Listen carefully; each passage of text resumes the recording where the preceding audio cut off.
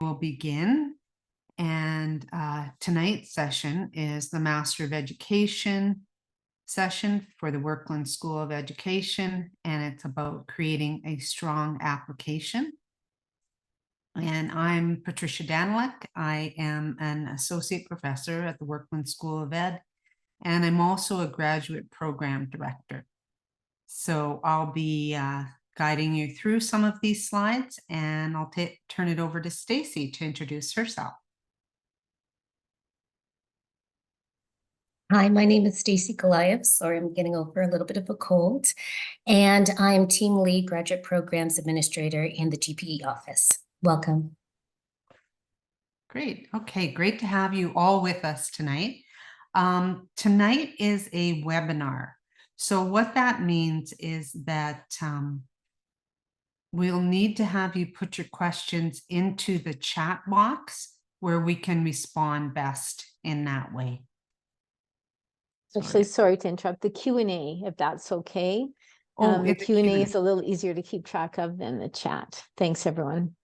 Thanks, Rana. That's Rana Mosher, and she is the Director of Professional Programs, and she's with us tonight to help us with any questions that we have about professional programs in general. So with that, I'd like to begin tonight with a land acknowledgement. And we would like to take this time to acknowledge the traditional territories of the people of Treaty 7 in southern Alberta. The city of Calgary is also home to the Métis Nation of Alberta, Districts 5 and 6. We're all visitors here on this land and appreciative and grateful to be here.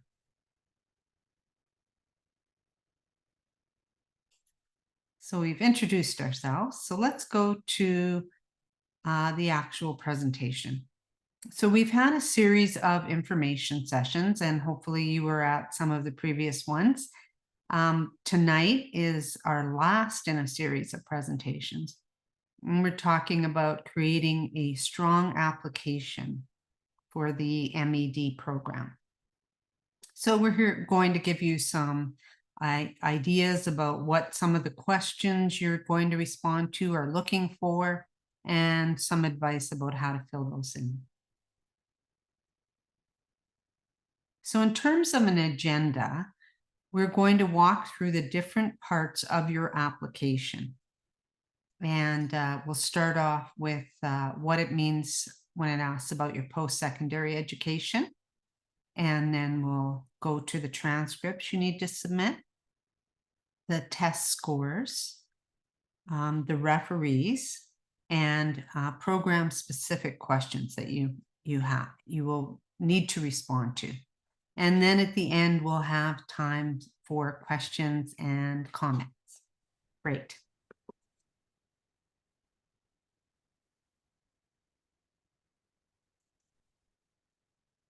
So next slide. Thank you, Patricia. So I'm going to take over from here, and now I'm going to review the post-secondary education section. Instructions in the application. List the post-secondary institutions you've attended, starting with the most recent. You must list all post-secondary education regardless of whether the degree was completed. This includes any short-term enrollment, courses taken for upgrading, transfer credit, and any previous attendance at the University of Calgary. So just to understand what each of those categories mean, short-term enrollment means that you've attended a post-secondary institution for a short period of time and withdrew without earning a credential or returning. For courses taken for upgrading, that means that you enrolled in a credit course at a post-secondary institution, but was not admitted to the program leading to a degree, diploma, or certificate. And in terms of transfer credit, that means university level coursework completed at a recognized / accredited post-secondary institution for credit towards a credential at another post-secondary institution. So that's an understanding of what those each mean.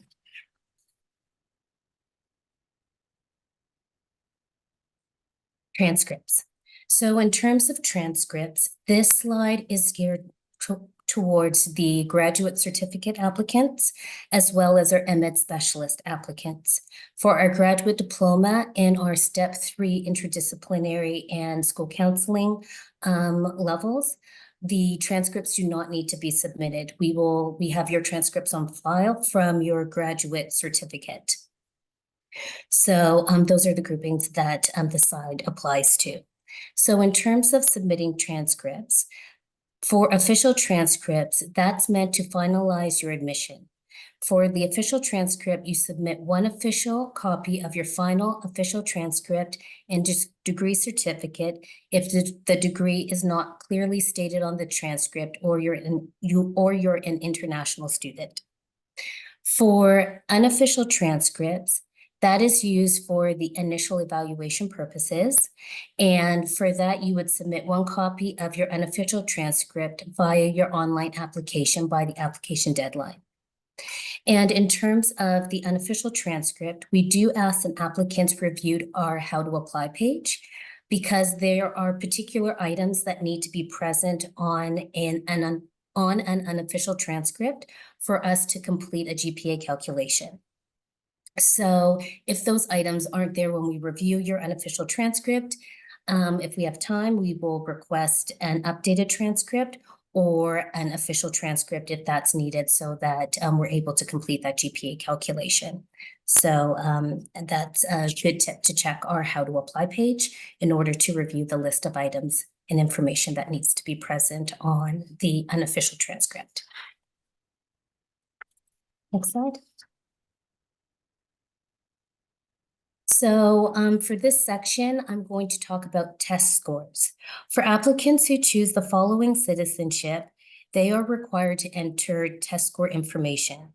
So that's applicants who have a study permit, work permit, refugee, or other. For test scores to be considered official, all official test scores must be submitted by the department to which you are applying directly by the testing agency by the application deadline. The information you supply in your application is not considered official until the official scores are received from the testing agency. English language proficiency exams must be taken within the last 2 years to be considered. An applicant whose first language is not English is exempt from the ELP requirement if they meet the following criteria. The applicant has completed a bachelor's degree minimum 3 years in length or a graduate degree in an institution where the sole language of instruction and examination is English. Eligible institutions must be listed as providing English language instruction in the World Higher Education Database, also known as WED.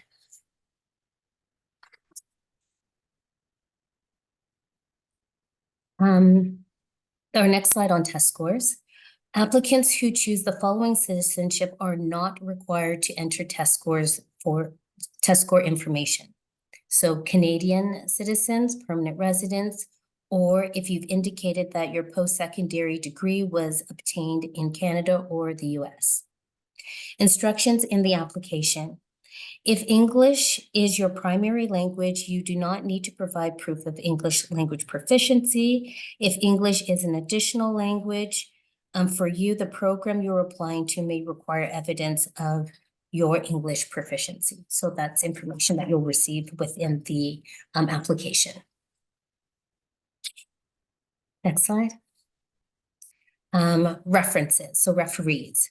So what's an appropriate referee? References that are not acceptable, academic versus professional references, and how to prepare your referee. So an appropriate referee is written by an independent individual who can report on your academic ability and qualifications or provide an assessment of your background and capabilities with respect to the prospective program. That's an appropriate referee.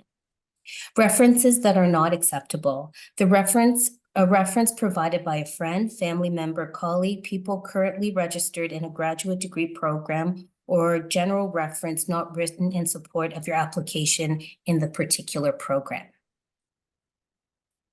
Academic versus professional references. If you are currently registered in a graduate degree program at the University of Calgary, or if you recently completed a graduate degree program, one reference should be from your program supervisor. Unless you've been out of school for more than 4 years, at least one, or preferably all references should be academic. How to prepare your referee. Ensure who you're asking to serve as your reference will provide a strong reference for you. Also confirm with your referee that they're providing an active institutional or business email account that's checked frequently. And in terms of brainstorming ideas, you can give your referee some ideas of examples to include when they are providing your reference. So have conversation with your referees. Another thing to note for the online application is you'll be asked to provide the email addresses for your referees. And once you submit your application, that's when that email is sent to the referee. So if you've started an application, and so that's why we encourage people to start their application, complete them and submit them, because the email is sent to the referee once the application is submitted, not just the information being entered into the application.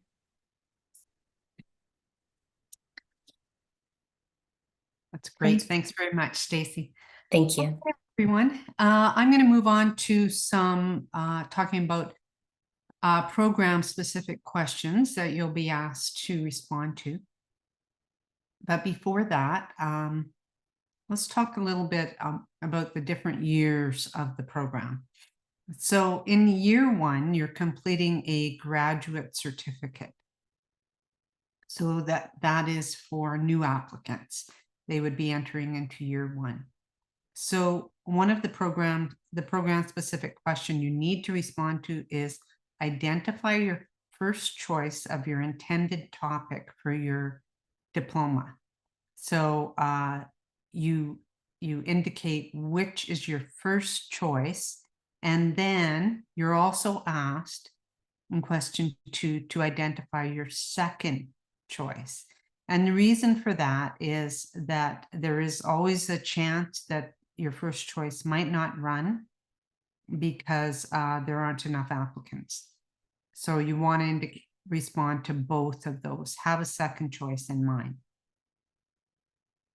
If you're going into the graduate diploma, meaning that you've completed your certificate and now you're going into the diploma, you will be asked to respond to the first program-specific question, which says, identify that you have completed or currently are completing a graduate certificate topic. And the second question says, again, identify your first choice of the intended topic. And then the third question asks for you to identify your second choice, again, for the same reasons. If you're entering into year 3 of the Master of Ed Interdisciplinary Studies, then your program-specific question 1 will be, identify that you've completed a graduate certificate and a graduate diploma. And then in question 2, list the topic areas that you've completed or are currently completing in both your graduate certificate and graduate diploma. Year 1 and 2 specialist routes, so those of you who are applying to a specialist program, will be asked to respond to the question, identify the specific topic that you are interested in pursuing.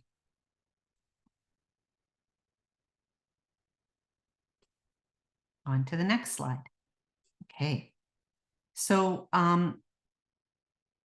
the third program-specific question asks you to talk about your statement of intent. And this is a pretty important part of the application. So in this section, we want to hear about your reasons for pursuing this program. Now, by that, I mean the program that you are applying to. So And also, so you would write something about you, how this is important to you because of maybe your plan for your future, your career, things like that, and how the completion of this program is related to your career path or academic goals or employment objectives. So suggested length here is about 300 words. So you'll want to explain why you're interested in this specific specialization. So again, your responses should depend on the program that you're applying to. You wouldn't write the same statement of intent regardless of the program that you're applying to. So for example, if you were applying to adult education, Masters of Adult Education,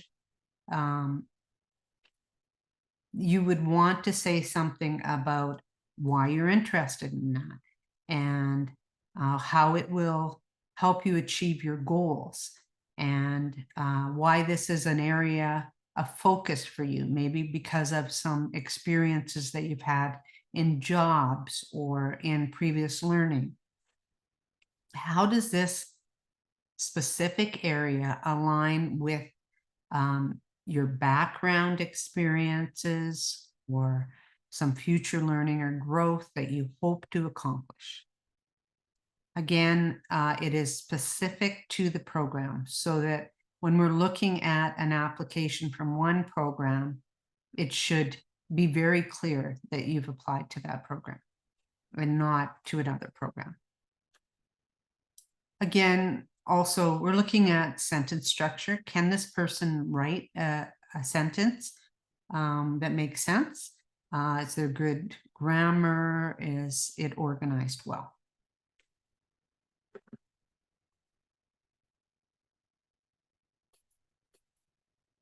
Okay, let's move on to other program-specific questions.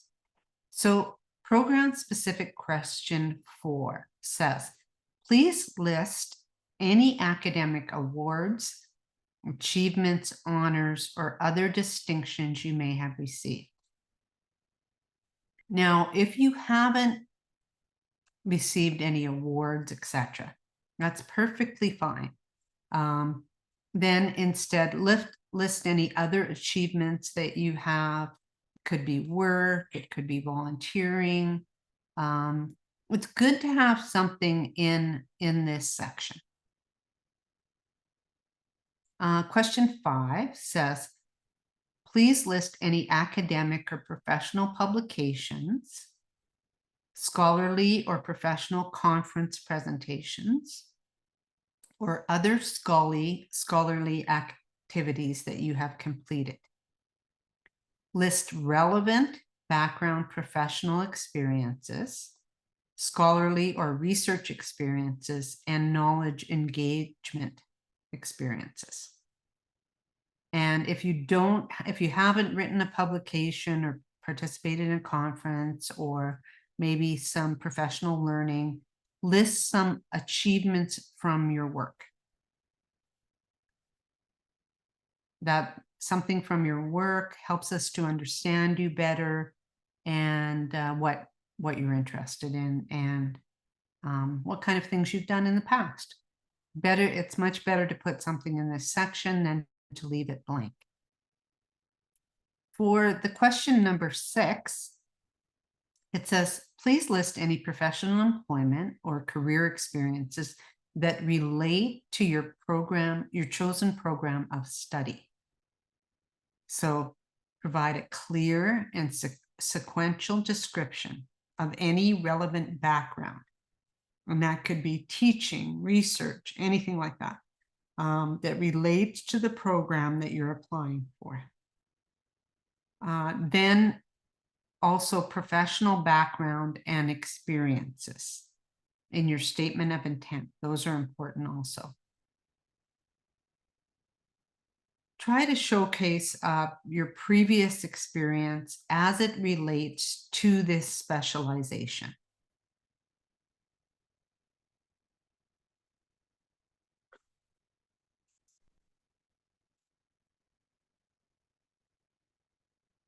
For question number 7, it says, please identify the academic and professional organizations that you are affiliated with or hold membership in.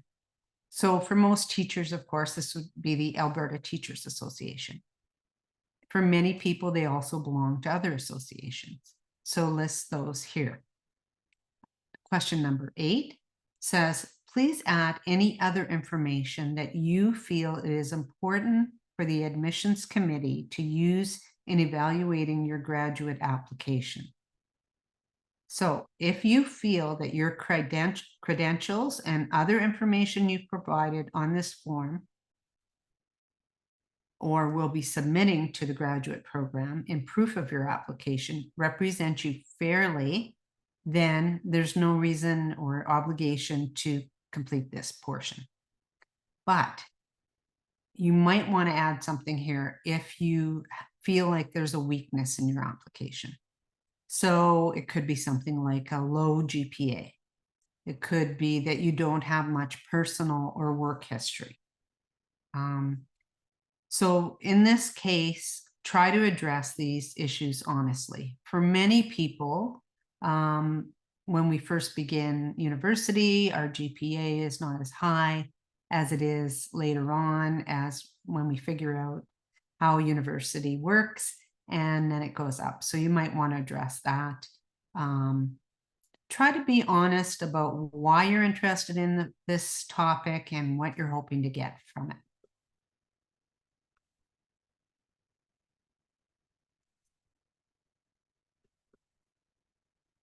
Okay, so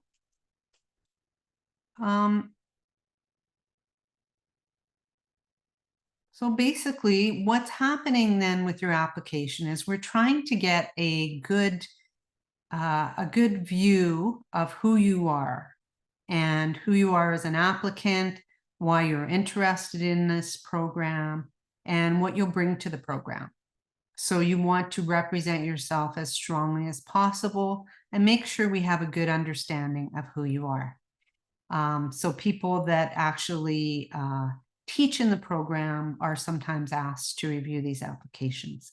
So they want to see a connection, some kind of connection with the program. So let's open it up here for questions. I see that there's questions both in the chat and the Q&A. And Shelley has joined us also. Shelley, I didn't see you at the beginning there. Shelley Enderton is here from the Graduate Programs Office, and she will also help us with the questions.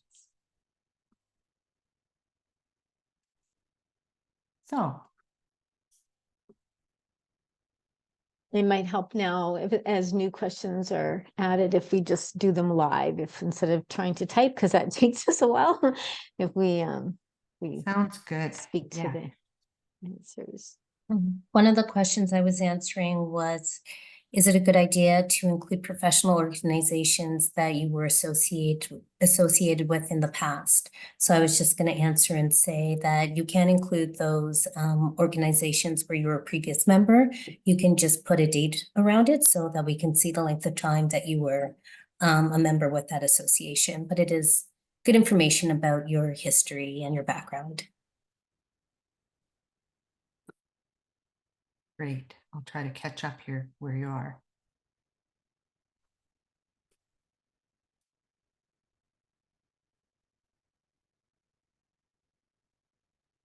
So there's another question around including continuing ed courses or non-credit courses on your list of post-secondary, and I think that question's come up previously as well. So you don't want to include non-credit continuing ed courses on your post-secondary institution list. Just programs where you received a degree and it was accredited institutions.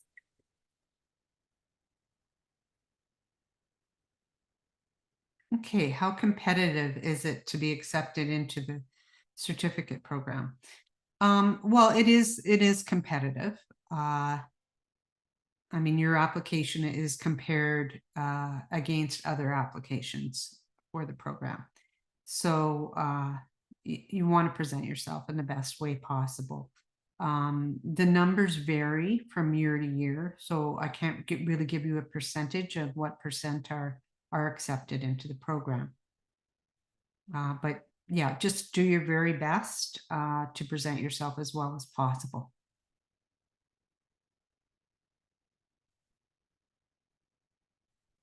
Okay. Looks like there's a question about the IELTS. Could you answer that one, Stacy or Shelley?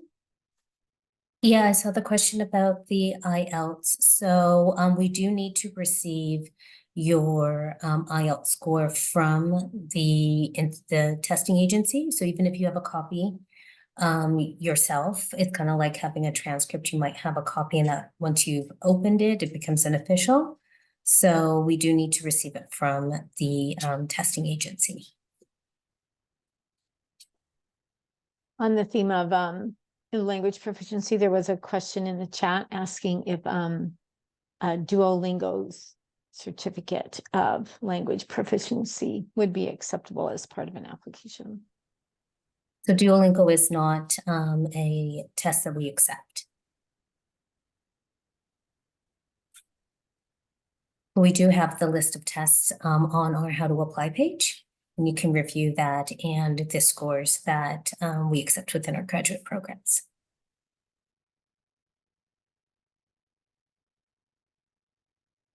Okay.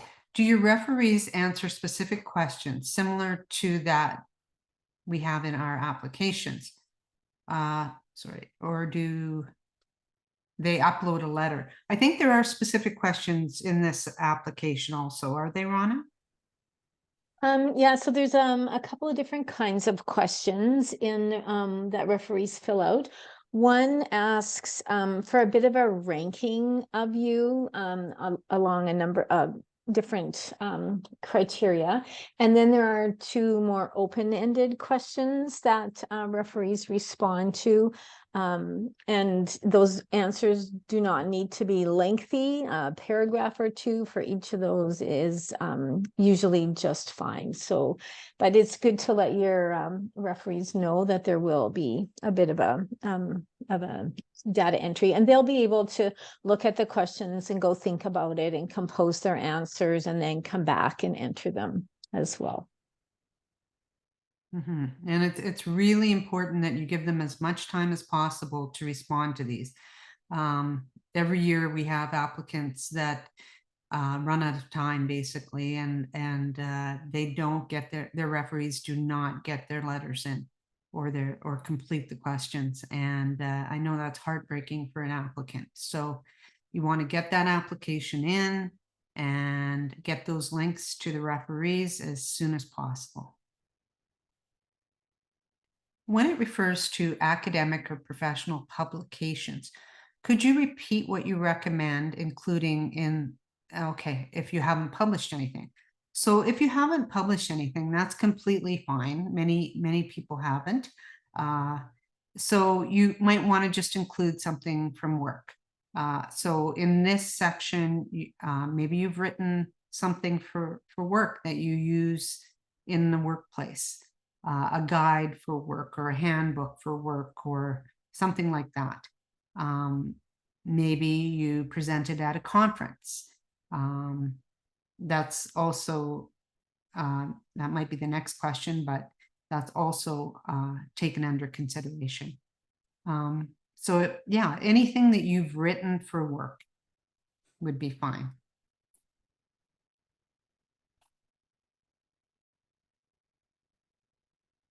No, bullet list is not acceptable.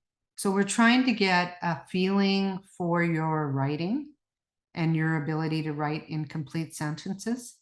So please don't just respond in bullets. That doesn't present you in the best light.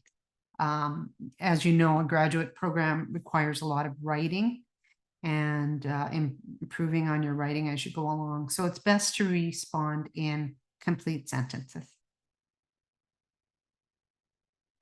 Also, would it be important to add dates in a description, or is it the name ATA? Well, we know what ATA is, but if it's something that you think we might not know, almost everything else, I would spell it out in words, yeah, and the dates. So I'll just join it, jump in on there too. So one of the things that you learn in grad school is how to write in accordance with the standards of the American Psychological Association, APA version 7. And what they say is the first time you want to use an acronym, you put the whole title and the acronym in parentheses, and then after that, you can refer to it simply by the acronym. So that could be good guidance for you. That's helpful. Thank you. I'm not linked to any professional or academic organization. That's fine. You could just say, respond, I am not connected to any professional or academic organization. Many of us are not, and that's perfectly fine. Okay, here's a question about GPA. So I'm going to turn that over to Stacy or to I think Shelley. Shelley, oh, I thought Shelley was typing there, sorry. Okay. Shelley responding, yeah. I saw one about whether the GPA was aggregated or what timeline do we use, so just to Oh, I respond to did that. answer that one, You Stacy. did, okay. The one that I was starting to answer is how much weight does a GPA from a professional degree BEd factor into the admission decision? So if you wouldn't mind answering, go ahead and answer that one. So sorry, can you say that one again? So, are you able to see the questions, Stacy? I might not see it, so actually, Shelley, if you can see it, if you can go I ahead. will and- answer it. Yeah, Okay.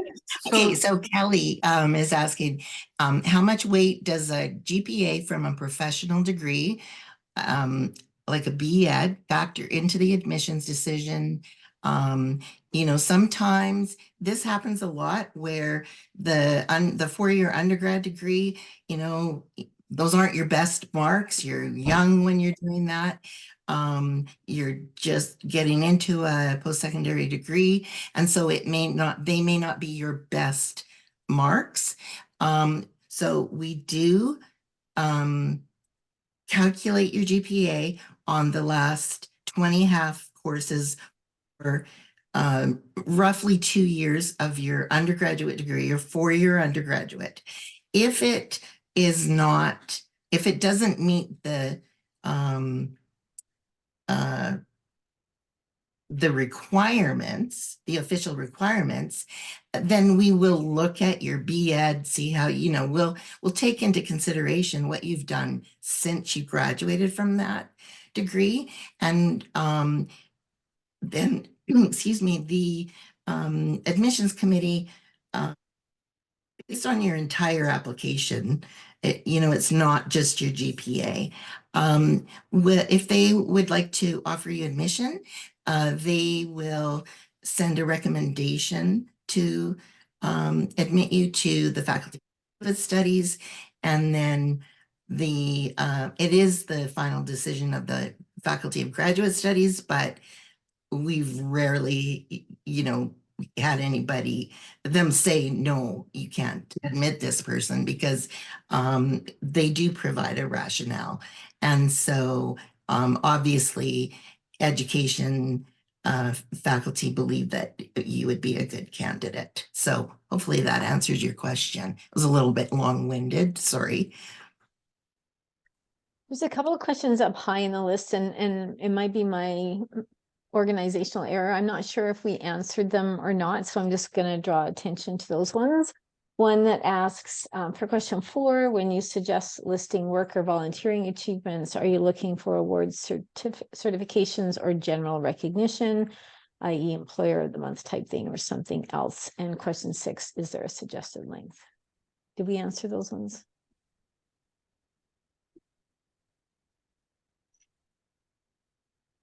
Sorry, I'm looking for the question so I can.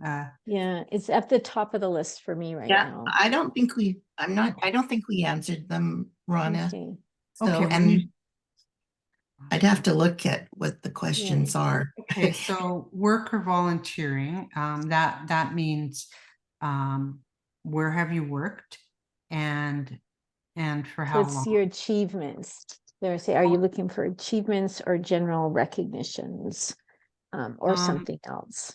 So I think it's really about highlighting if you've won awards, but awards don't always have to be formal things. Like they can be, you know, something that's within your workplace was meaningful, is how I understand that. Yeah, or if you were part of a team that accomplished something, Mhm. you know, and you didn't specifically get an award for that, but you thought it was an accomplishment, I would write about that. Yeah, and then it says question 6, is there a suggested length? So is question 6 the statement of intent? Let me look. Hmm. If it is, it's 300 300, yeah. words. No, that's the one asking about professional employment and career experience. That one takes as long as it takes. Yeah. Depends on how diverse your experience has been. And then we have a question asking about a red seal designation. We completed a red seal designation. Is it, do we want that listed under professional learning achievements, or is there another Absolutely. place to put it? Yes, definitely. Professional learning achievement. That would be something you definitely want in there. Good. So for someone who's been out of school for a long, long time, it sounds like probably does not have any academic references. So in that case, I would maybe it says a continuing ed course. I mean, if you could get something from one of your instructors, that would be helpful.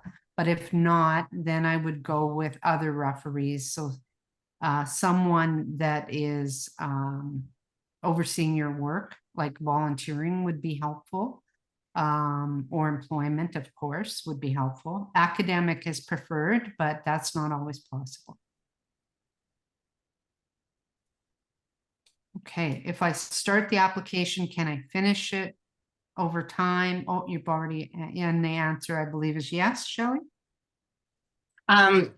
Yeah, you can. You can go back to it. Just don't submit it. Once you've submitted it, you cannot make any changes. Okay. And I would save it regularly. And in fact, if you do have things that are long answers, I would recommend that you put them in a Word document and then copy and paste. That's good advice for sure. I don't know how many times I've lost stuff like that. Okay. So if you've completed both degrees at the U of C, you don't need to submit that, do you, Stacy? You don't No, need you to don't. submit, we can access it, yeah. Okay. Timeline for receiving a response after the March 1st deadline. How long does it usually take us? That is by the end of April. Yeah, just looking at my chart, by the end of April, decision, emails and communications will go out to all applicants. Okay. So, someone says I graduated with a B.Ed. It was a pass-fail system, no grades. I do have a previous BA with a GPA. Hope this makes sense. Yes, this makes sense. And we are, Yeah. we are aware of that, and we will use the marks that we have. Yeah, we can complete a GPA calculation with a pass-fail, so that's fine. Well, except that if it's a 2-year B.Ed, we wouldn't calculate the GPA on that. We would be calculating it on your BA. Correct, yes. Would observation webs and lesson plans be something from work? Well, yeah, I wouldn't submit them, but you could say that, you know, that you've, you know, as part of your teaching, I've designed this kind of thing. I've never attended a conference or presented at one, but I've assisted and presented at staff meetings. Sure. Yeah, I would include that. Yeah, school council presentations, contributions to school newsletters, letters to parents. Most educators do a fair bit of writing that they don't always recognize. Okay, and then After my undergrad, I was accepted in a post-secondary institution, but withdrew. How do I include this as a transcript? So Stacy or Shelley? I'm sorry, which one are you looking at, Patricia? So if someone was in a program, but they withdrew, they should just submit what they have, right? That says that they withdrew from the program. Stacy, that's a good question. If you didn't complete any courses, we don't That's what I was require. thinking too. If you haven't completed it and there's no grade, it's not just a course taken, then we don't need the transcript. But if you there is, didn't just one. yes, if you've completed even a course, then we need that transcript. But this one, it looks like you withdrew and there's no grade attached to it. Okay, is there a link where I can have access to all of the webinars? So we're Yeah. posting information for the sessions on our website afterwards. So you should look for it in a few days. It should be up on our website. Just a reminder that the only sessions really that have been webinars were the very first one and this one. The other information sessions were just regular Zoom meetings. We were in breakout rooms, and so we're not posting recordings of those. Rhonda, we're not posting even the beginning part? I think it might have been distributed to the registered participants, but I don't think because of the beginning parts are all repetitions of the first webinar, really. There's no new content in that. Okay. Okay, so someone says they hold a B.Ed, but it wasn't related to education. My work experience is all education. What will that mean? A B.Ed to be, yeah. We'll Do look at- not hold a B.Ed. Oh, do not. have to I hold do a not B.Ed. hold, okay. Yeah, so That's fine, submit what you have and explain and maybe go into more detail in your work experience and how it's related. Yeah, so for our program, you don't need to have a B.Ed. You just need that for your undergraduate degree. So if you have a B.A. and it doesn't have to be in education, so that's fine. Yep. Okay.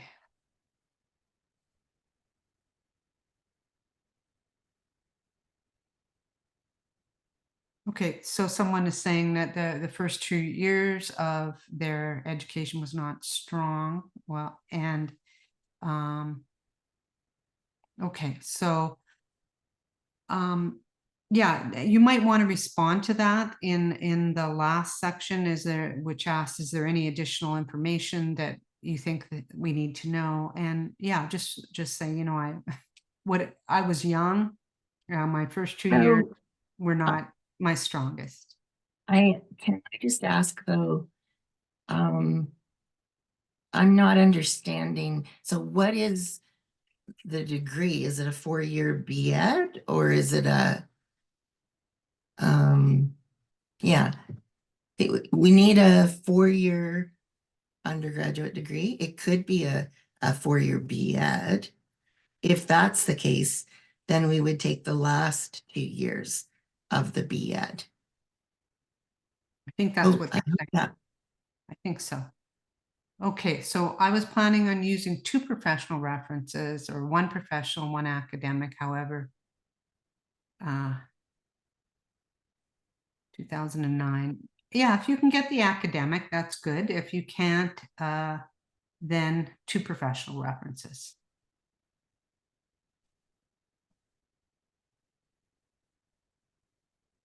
Okay, and then there's a question about an international student. Do my transcripts and degrees be acknowledged by WES, by the Workman School, maybe? We don't accept WES. Oh, WES. Okay. Yeah.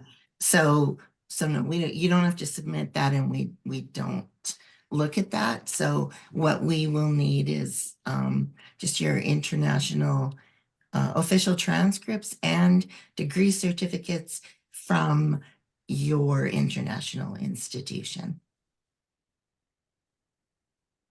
Hey, it looks like, I think have we responded to all the questions? I think we've cleared the board.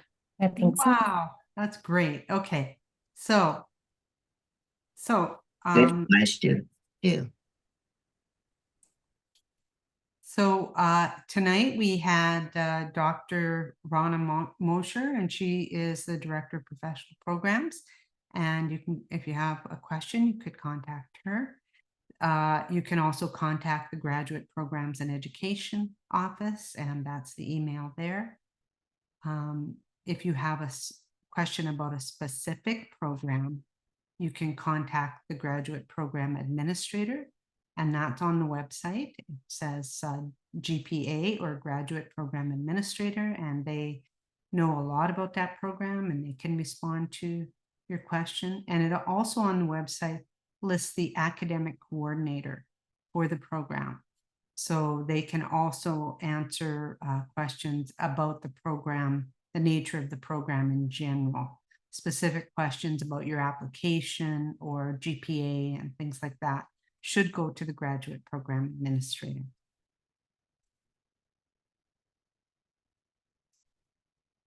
So as we mentioned earlier, you'll want to get your application in as soon as possible. And that gives your referees more time to submit their references. And that's a really important part of the application process. And make sure you apply early and include all of your documents. That's really important. So with that, thank you everyone for attending tonight. And thank you for all of our presenters tonight. That was a very efficient session. Thanks, everyone. Good luck with your applications. Yes, thank you. Good night.